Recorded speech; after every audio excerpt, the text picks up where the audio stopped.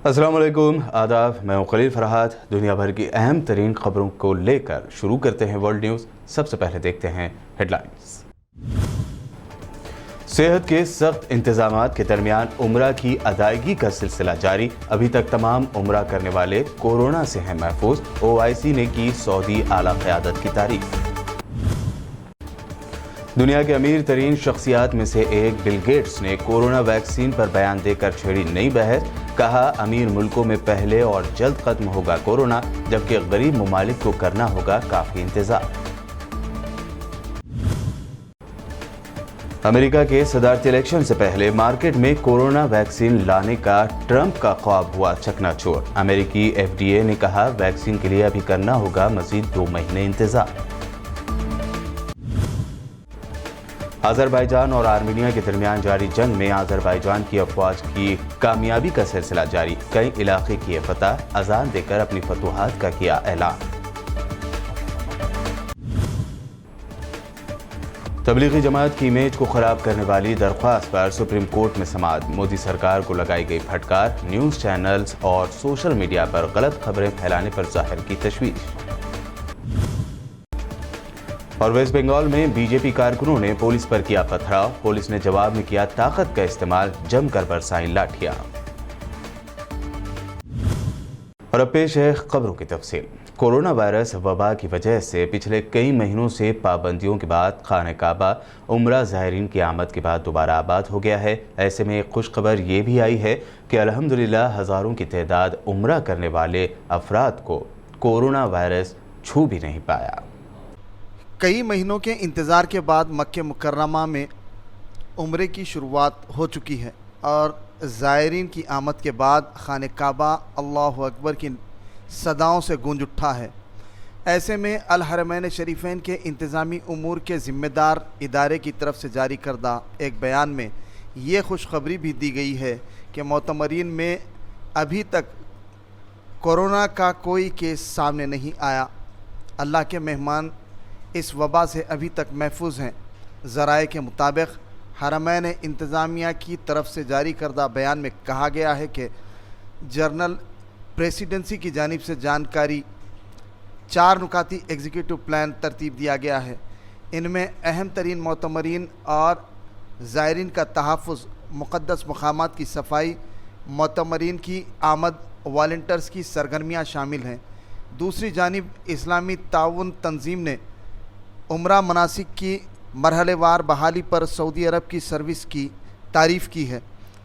OIC के secretary general Yusuf ने एक बयान में कहा कि सऊदी अरब ने उम्रा ज़ायरीन के तहफ़्फ़ुज़ के लिए मुनासिब हिफाजती इक़दामात किए हैं। उन्होंने उम्रे की बहाली के लिए खादिमुल हरमैन शरीफैन शाह सलमान बिन अब्दुल अज़ीज़ और वली अहद शहज़ादा मोहम्मद बिन सलमान की तरफ से दी गई हिदायत को इंतहाई मुनासिब और माक़ूल करार देते हुए कहा कि अल्लाह के घर में आने वाले उम्रा ज़ायरीन की हिफाजत और सहूलत के लिए किए गए इक़दामात काबिल तहसीन हैं। बता दें कि 7 माह की पाबंदियों के बाद पिछले हफ्ते और इतवार की दरमियानी रात से उम्रा मनासिक का सेहत के सख्त SOPs के तहत आगाज़ हो गया है।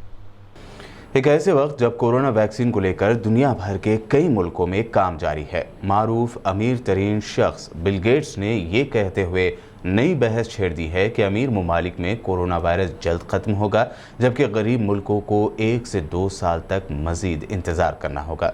तफसील के लिए देखिए ये ख़ास रिपोर्ट।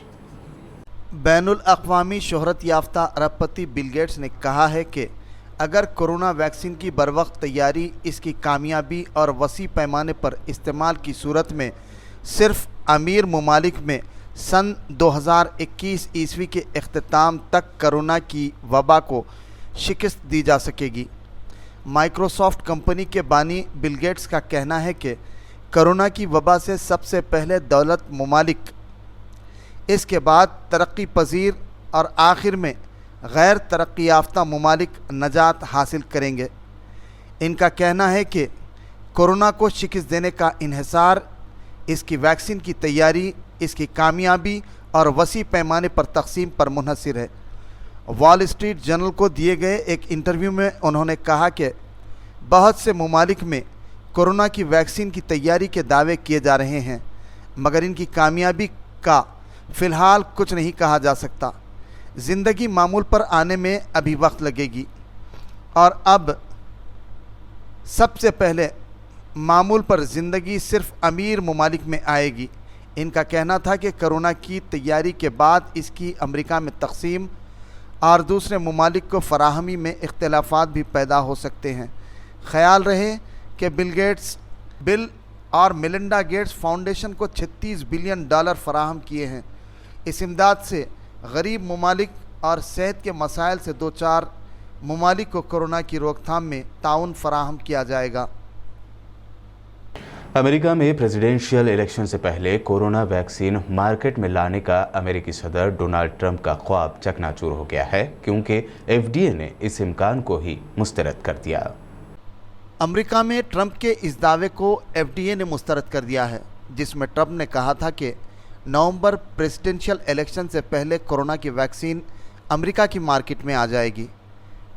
FDA نے واضح کیا کہ کورونا وائرس کی ممکنہ ویکسین کی مارکیٹ میں دستیابی میں کم از کم مزید 2 ماہ لگیں گے۔ The vaccines, we have many companies that are in final stages for the vaccines, Johnson & Johnson, Moderna, Pfizer, all great companies, but many of them.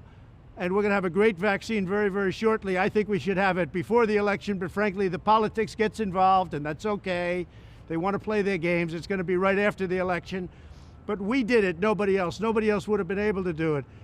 The FDA has acted as quickly as they've ever acted in history. There's never been a time, and no president's ever pushed them like I pushed them either, to be honest with you. امریکی ادارے کا یہ واضح موقف ایک ایسے وقت سامنے آیا ہے جب صدر ڈونلڈ ٹرمپ بارہا تاثر دے چکے ہیں کہ کورونا کا علاج 3 نومبر کے صدارتی الیکشن سے پہلے دستیاب ہو جائے گا۔ امریکی میڈیا رپورٹس کے مطابق وائٹ ہاؤس ویکسین کے لیے مزید 2 ماہ انتظار کرنے کے حق میں نہیں۔ حکومت کی خواہش ہے کہ اسے جلد از جلد مارکیٹ میں لایا جائے۔ دوسری جانب ٹرمپ نے بھی اعتراف کر لیا ہے کہ کورونا وائرس کی ویکسین 3 نومبر کے بعد ہی امریکہ کی مارکیٹ میں آئے گی۔ انہوں نے ایک ویڈیو میسیج میں نام لیے بغیر اپنی مخالف پارٹی ڈیموکریٹک پر الزام لگاتے ہوئے کہا کہ الیکشن سے پہلے ہمارے پاس ویکسین ہونا چاہیے، لیکن واضح ہے کہ پالیٹکس ہو رہی ہے اور یہ ٹھیک ہے، وہ اپنا کھیل کھیلنا چاہتے ہیں۔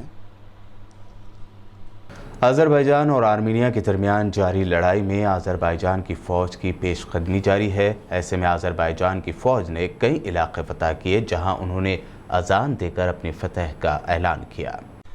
آرمینیا کے ساتھ لڑائی میں آذربائیجان کے فوجیوں کی جیت کا سلسلہ جاری ہے۔ آذربائیجان کی فوج کی نیگورنو کاراباخ کے علاقے کی جانب پیش قدمی جاری ہے۔ حملے میں شدید نقصان کی وجہ سے آرمینیا کی فوج کئی موقعوں پر میدان چھوڑ کر بھاگ گئی ہے۔ آذری فوج کی پیش قدمی جاری ہے اور مزید 3 دیہات سے قبضہ چھڑا کر اپنی پوزیشن مستحکم کر لی گئی ہے۔ کئی علاقوں پر قبضے کے بعد آذربائیجان کی فوج کے سپاہیوں نے اذان دے کر اپنی فتح کا اعلان کیا۔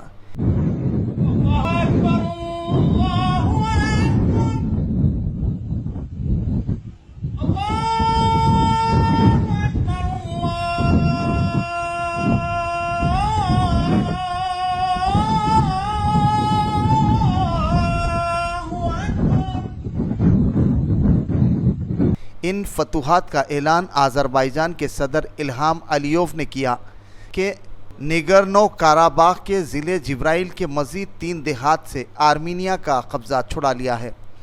بتا دیں کہ عالمی سطح پر نیگورنو کاراباخ آذربائیجان کا تسلیم شدہ علاقہ ہے، تاہم اس پر آرمینیا کے قبائلی گروہ نے فوج کے ذریعے قبضہ کر رکھا ہے۔